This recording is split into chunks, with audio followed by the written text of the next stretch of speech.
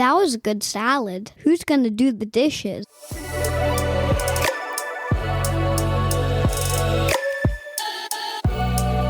Hi, welcome to Dishes Out.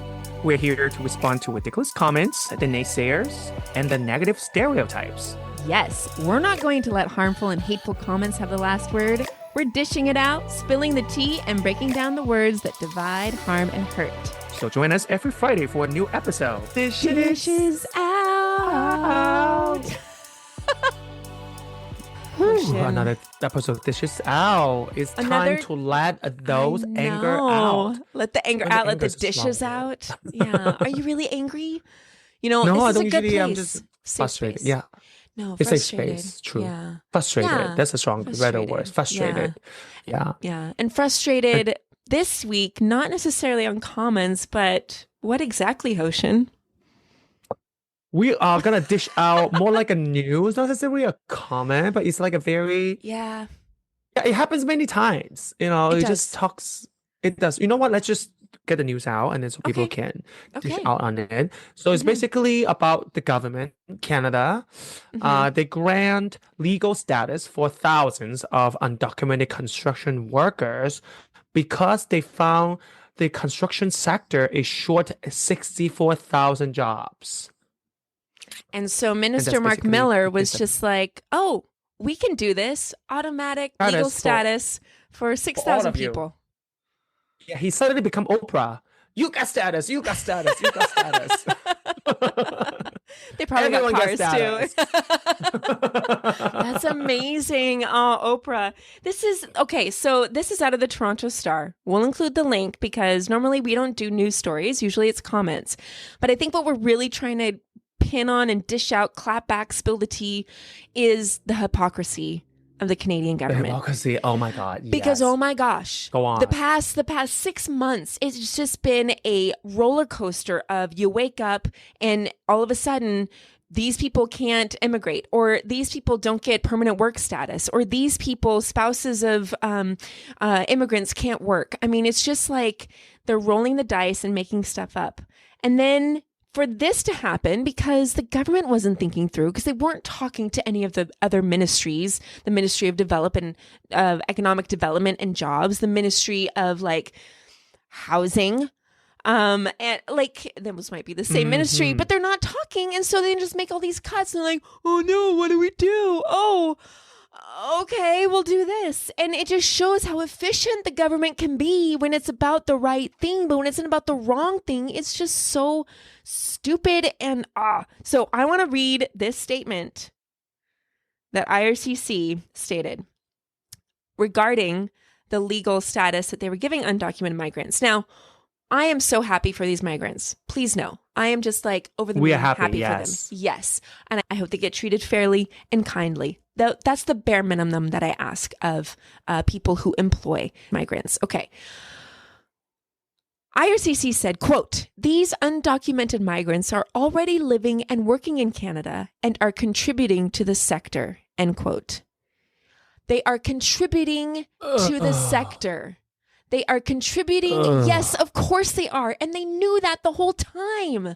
But you let the tropes and so many other people and just the megaphone of hate of immigrants become the narrative rather than looking at the research, looking at the reality that migrants, immigrants, everyone contributes to this country, pays taxes, takes less in benefits, and finally you're acknowledging it because you're in this crisis. Like, it's so frustrating because it's like you knew we were going to be in this crisis. You knew what the crisis was, and yet you wanted a scapegoat, and look what you did. You went after immigrants again and again and again because you can't get your shit together. Exactly. And construction workers are not the only immigrants that contributes and already working to their sector. Exactly. It's just because they now see this huge gap. Oh, so we need it. But every other immigrant who already in their position, in their job, are contributing to their sector, contributing to their society, the community they are in. This is not new. Not only the construction workers, of course.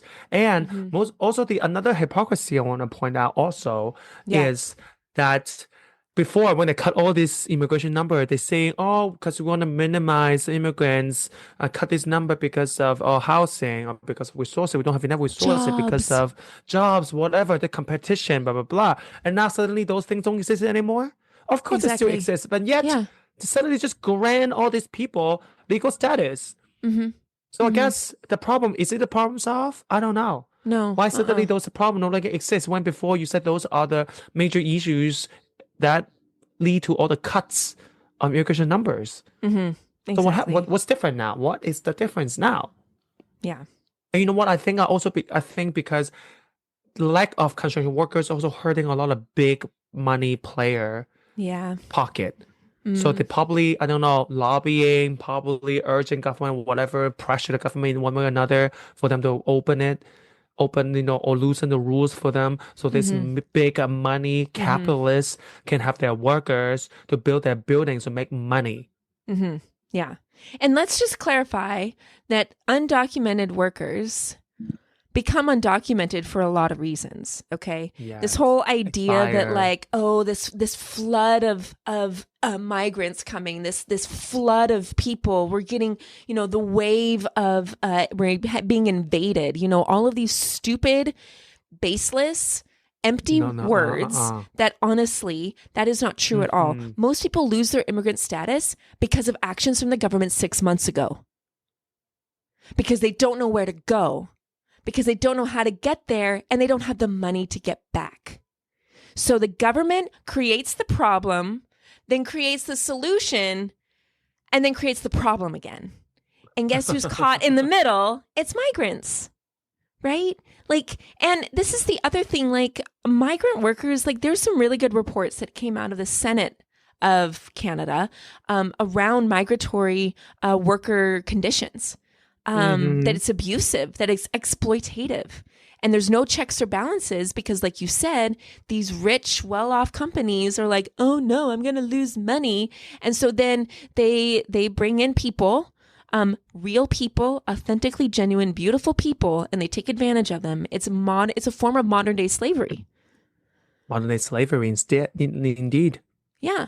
And they get the government on their side when their pockets cry. I mean, as much as people say that governments aren't business, I don't know.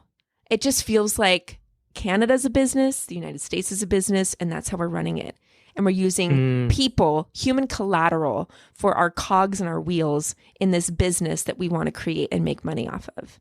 When the reality is, if you invest in a people economy, you invest in a profit economy. If you treat people well, you will actually make more money. If you want to, right? Like there is no distinction. Like put that first, man. Put it first.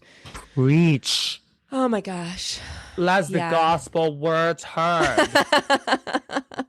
That's right. The goddess has come back. No, I'm just kidding.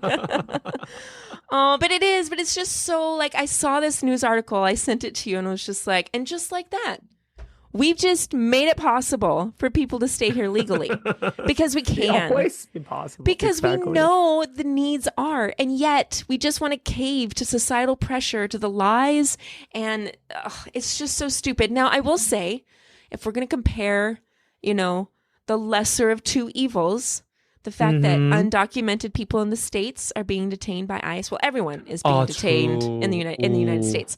Everyone. The fact that a government ministry is saying that undocumented migrants contribute to the system. Like, I'll give you that. True. At least you're not dehumanizing them in that statement. At least you're saying, hey, we'll make it legal for y'all. Instead of just like detaining them and putting them in like private prisons to do the work. Because they could have done that too. I don't know. True. There's nothing stopping people from being terrible. So if I will, so there's that's the dishes out. Yeah, that's our dishes out for this week. Mark Miller, man, that man. I just want to like, I don't know. I want to do things not good things. Okay. I will refrain. I am not a violent person, but I really, you're gonna be violent. You're going to do things really you want to talk to him. Shake him back and forth and be like, what are you doing? You're going to give him a very, very tight hug. Oh my gosh. Yes. Well, I'm in jujitsu now. Anyway, so yes, no, but I will have firm words. Firm, very firm words. So firm. And firm hugs. Yes. The firmest. Yes. Yes. Anyway, thank you joining for us. listening. We will see you in another week for another Dishes Out. And don't forget to follow us, subscribe to our podcast, and follow us on TikTok, Instagram, or Blue Sky. We'll be there. Okay. Yes. Give us a comment. See you next week. Okay. Bye. Bye.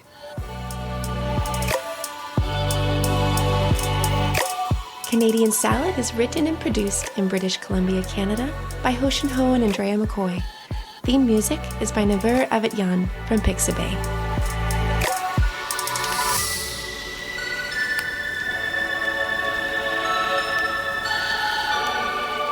I like oranges with my salad.